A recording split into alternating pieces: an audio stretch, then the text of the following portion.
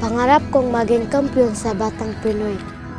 Hindi lang kung ano man ang estado sa ating buhay, ang tagumpay ng bayan ay ang tagumpay mo. Laban Batang Pinoy, laban Batang Atleta para sa pagbabago.